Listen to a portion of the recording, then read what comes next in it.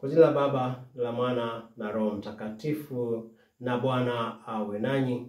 Ndugu zangu, leo tunaadhimisha Dominika 33 ya mwaka wa Kanisa. Na ndio Dominika ya pili ya mwisho ya mwaka cha, ili tuanze mwaka ha. Dominika inayokuja Dominika 34, ambapo tutakuwa tunamaliza mwaka na sherehe ya Kristo Mfalme. Na Dominika yetu ya leo inazungumzia kuhusu mwisho wa ulimwengu. Kwa njia moja tunaweza kusema ni mwisho wa haya maisha ambayo tunayaishi, lakini tunaambiwa ni mwisho wa maisha ya mateso, maisha ya dhiki, maisha ya masumbuko, maisha ya vita, maisha ya chuki. Kifo cha Kristo, mfuko wake unatumalizia haya maisha ya taabu, hizi dhiki zote, alafu anatujenga upya, anatubadilisha upya katika kusubiri yale magumu ambayo tunayapita ama tunayapitia. Mungu yu karibu kutuondolea ili tuweze kuwa na maisha mapya. Kwa hivyo tumuone Yesu Kristo ambaye anatumalizia shida zetu,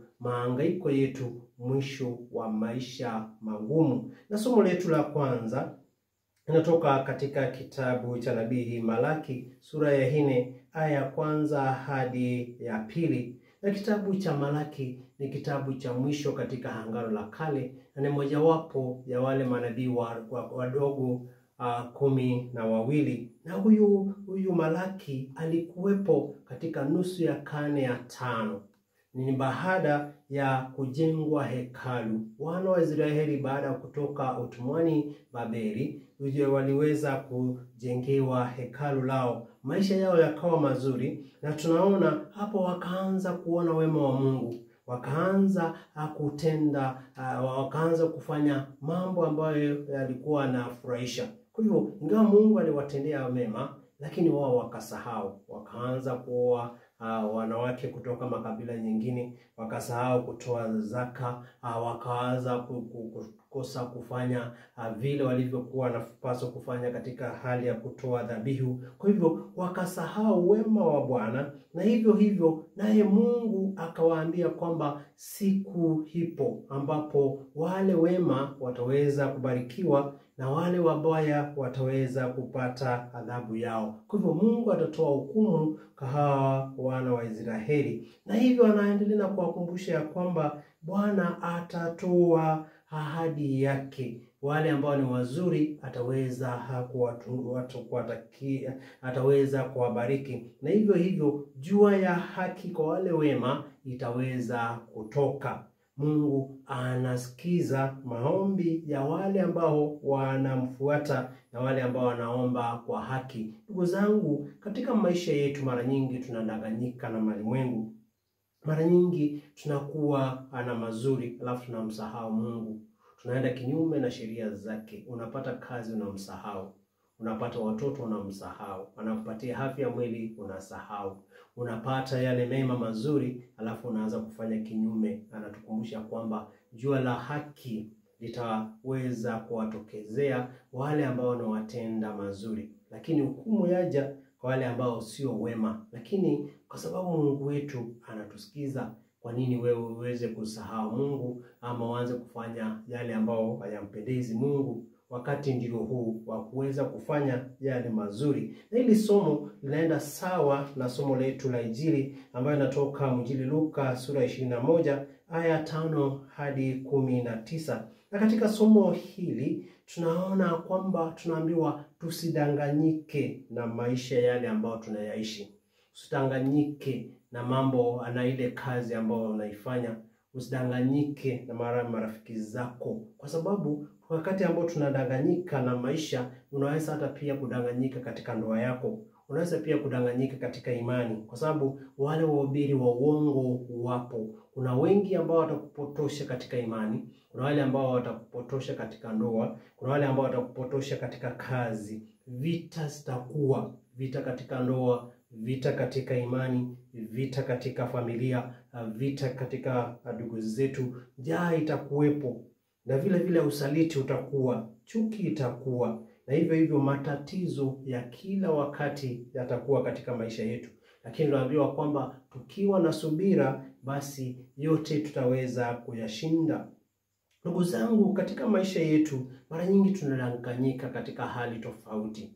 Mtu anakudanganya katika ndoa yako, hata unaacha watoto, unaacha mke, unaacha kazi ambayo unaifanya. Wengine wanakupotosha katika injili, unaenda hata kanisa ambalo sio nzuri, mahubiri ambao ni wa uongo. Saa zingine unadanganyika kwa sababu ya chuki, saa zingine unadanganyika kwa sababu ya vita. Lakini wakati ambapo unatulia, unajua kwamba ni kitu gani chema ambacho unapaswa kukifanya. Je, mara ngapi wewe mwenyewe umeweza kudanganyika katika maisha yako?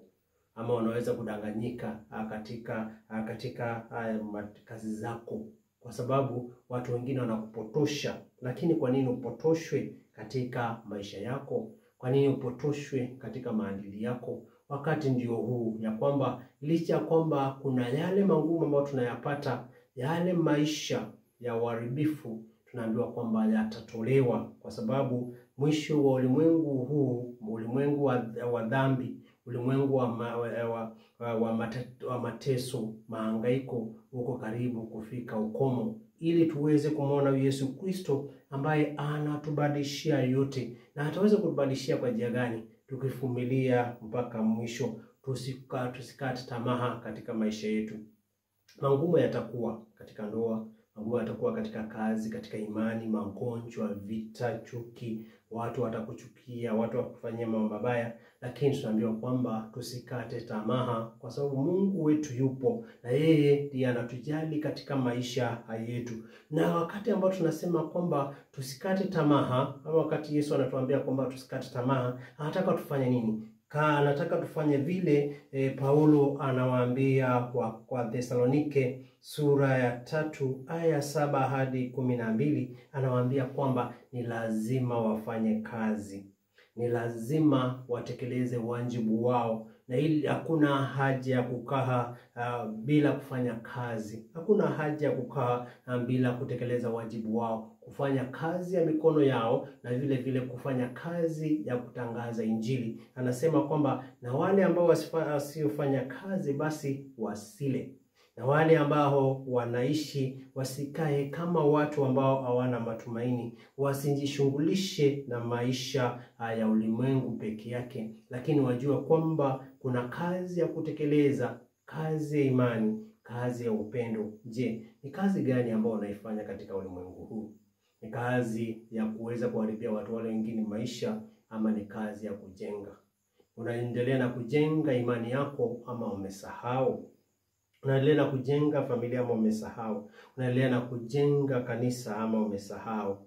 Je, vile vile unaendelea na kuhubiri neno la Mungu? Kwa sababu hiyo ni kazi ambayo tumeitiwa, kazi ya kumtangaza Kristo. Mtangaze katika matendo yako, mtangaze katika dua zako, mtangaze katika urafiki, mtangaze katika yale yote ambayo unayafanya.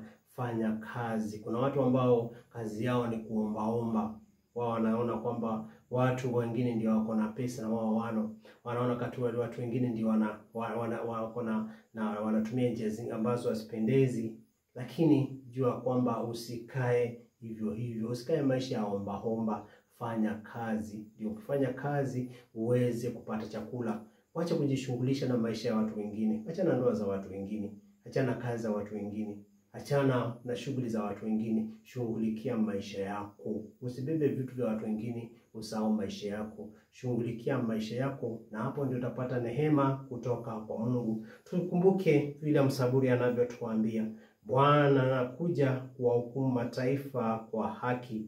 Mwimbieni Bwana saburi kwa kinubi na sauti za saburi, kwa panda na sauti za baragumu. Shangilieni mbele za mfalme Bwana wetu. Tumshangilie Bwana katika maisha yetu, kwani yeye anajua mahitaji yetu, anajua shida zetu. Na wakati ambao tunakuwa na subira, bila shaka ataweza kutuinua na kutubariki. Ndugu zangu, ulimwengu wa shida, ulimwengu wa dhambi, ulimwengu wa mauti utaondolewa, na tuweze kujengewa ufalme ambao utaishi milele. Tumsifu Yesu Kristo. Tuombe. Baba, tunakushukuru kwa sababu unatuondolea ulimwengu wa dhiki, ulimwengu wa mateso na mahangaiko. Tujalie neema zako tuweze kufanya kazi ile ambayo inakupendeza, na kila wakati tukutangaze wewe na tuweze kufanya hayo, kwani wewe unatujalia afya njema ya mwili na roho. Na tuomba hayo kwa njia ya Kristo na Bwana wetu. Na Bwana awe nanyi. Nambariki Mungu Mwenyezi, Baba na Mwana na Roho Mtakatifu. Nawatakia Dominika njema.